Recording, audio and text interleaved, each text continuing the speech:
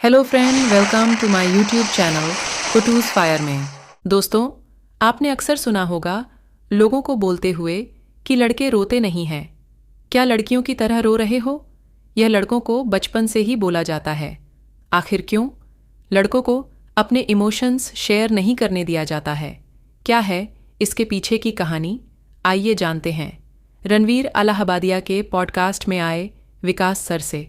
I feel कि अक्सर लड़के एक दूसरे से इमोशनल बातें नहीं करते। हाँ, और ये एक्चुअली एक प्रॉब्लम है। इस पर अगर आपको इंटरेस्ट हो तो एक सिगमंड फ्रॉइड की स्टूडेंट थी नैन्सी कोडोरो, उनको पढ़िए। उनका थीसिस है, उसका नाम है the male inexpressiveness. Males do not have the capacity of expressing their emotions. वो छुपाते हैं ऐसा नहीं, उनकी वो कैपेसिटी बचपन में खत्म हो जाती है। और उसका पूरा उन्होंने कहानी ये बताई कि जब बच्चा 6-7 साल का होता है, आप देखेंगे जब बच्चा पैदा होता है, बेटा हो या बेटी हो, माँ के साथ चिपक के सोता है जी।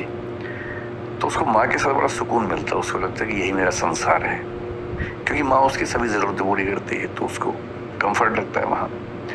फादर के साथ अच्छा लगता है, पर फादर के साथ लंबे समय का कंफर्ट नहीं है, वो कुछ मिनट का है, कुछ समय मतलब एंजॉय करने का, लेकिन लॉन्ग टर्म इन्वॉल्वमेंट में हमेशा माँ पसंद आती है। अब 6-7 साल या 8 की उम्र के बाद क्या होता है कि बेटे को हम माँ से अलग करने लगते हैं कि अलग कमरे में सो, दूर सो। और वो हर कल्चर की जरूरत है ताकि बेटे के मन में कुछ ऐसी फीलिंग्स न आने लगे, क्योंकि वो बड़ा होने वाला है। बेटी को वो दिक्कत नहीं आती है, तो माँ और बेटी जिंदगी भर एक साथ सो भी सकती हैं, हर तरह की बात कर लेती है, क्योंकि माँ के जीवन के अनुभव और बेटी को जो अनुभव होंगे किशोरावस्था के बाद वैसे ही सेम होने वाले हैं। तो बच्ची माँ से ही बात करेगी, बेटा भी किशोर होगा और बेटा माँ से बात नहीं कर पाएगा, और बेटे और बाप में तो और कम बात होती है। तो जो बेटा नाम का जो प्राणी है ना घर के अंदर, वो इमोशनली बहुत अकेला है। वो जब बड़ा होता है तो वो अपनी बातें, specially the changes in body जो उसको फील होते हैं, बाप से तो वो कोई बात नहीं कर पाता, तो ये तो क्या ही करेगा। माँ भी इन मामलों में थोड़ा सा पर्दा रखती है बेटे के साथ, बेटी के साथ नहीं रखती है। बहन से कैसे बात करे इस तरह की। भाई अगर है बराबर उम्र का तो शायद कर ले, पर बहुत कम घरों में भाइयों में दोस्ती वाला संबंध होता है। आमतौर पे वहाँ वो सम्मान और रिस्पेक्ट वो हावी हो जाता है। इसलिए 13-14 साल के लड़के के पास कोई चारा नहीं है सिवाय इसके कि वो अपने दोस्तों से बात करे। दोस्त भी उतने ही अकेले अपने अपने घर में, सही किसी को नहीं पता है, तो कहीं कहीं से वो ज्ञान चुराते हैं, आपस में शेयर करते हैं, गैंग बनाते हैं अपना। और क्योंकि घर के अंदर से वो इमोशनल स्टेबिलिटी उनको नहीं मिलती है, सपोर्ट नहीं मिलती इन मामलों में, तो लड़के, मतलब नैन्सी कोडोरो जो बता रही है, मैं उनकी बात बता रहा हूँ जी। तो लड़का एक विद्रोह के भाव में रहता है कि मुझे मेरी माँ ने मुझसे अलग कर दिया और मैं अपनी बहन की तरह माँ के साथ नहीं रह पाता हूँ। तो घर की दुनिया से डिटैच होके बाहर की दुनिया में सुकून ढूंढता है।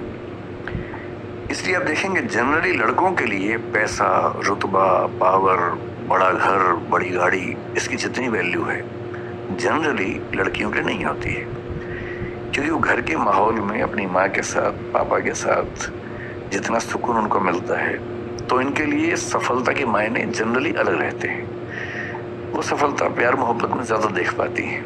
इसलिए आप फिल्मों में देखेंगे जब लड़के लड़की मिलते हैं तो लड़की क्या बोलती है, एक छोटा सा घर हो, तुम रहो, मैं रहूं। लड़का ऐसी बात आमतौर पर नहीं बोलता है। उसका सपना छोटा घर नहीं है, उसका सपना केवल तुम रहो मैं रहो नहीं, उसका सपना है कि एक महल हो, 50 नौकर चाकर हो, 20 गाड़ियां हो, क्योंकि वो खुद को साबित करना चाह रहा है बाहर की दुनिया में। और लड़की, सभी नहीं, जनरली लड़कियों के लिए सुकून का बिंदु है घर, परिवार, दोस्तों का समूह, एक छोटा समूह जहाँ इमोशंस आपस में शेयर हो जाएं, न कि ऑब्जेक्ट्स से वो अपने आप को डिफाइन करें। और ये इसकी जड़ है बचपन का वो अनुभव जब बेटे को माँ से अलग किया जाता है। So Nancy Chodorow has beautifully written the book titled the male inexpressiveness. मैं खुद एज अ कंटेंट क्रिएटर इसका सल्यूशन ढूंढने की कोशिश कर रहा हूँ इन पॉडकास्ट के थ्रू, कि अगर दो मर्द आपस में इमोशनल बातें करें शायद कुछ इम्पैक्ट हो जाएगा सोसाइटी। तो करनी दोस्तों, अगर आप चाहते हैं कि ऐसे ही और मोटिवेशनल रोचक कहानियाँ आपको समय समय पर मिलती रहे, इसलिए आप हमारे चैनल के साथ जुड़े रहिए और सबसे पहले वीडियो देखने के लिए चैनल को सब्सक्राइब करिए, ज़रूरतमंद को शेयर भी करिए और हाँ, कमेंट में बताइए कि आपको वीडियो कैसी लगी। ये प्रतिक्रिया आप हमें लाइक और डिसलाइक करके भी दे सकते हैं।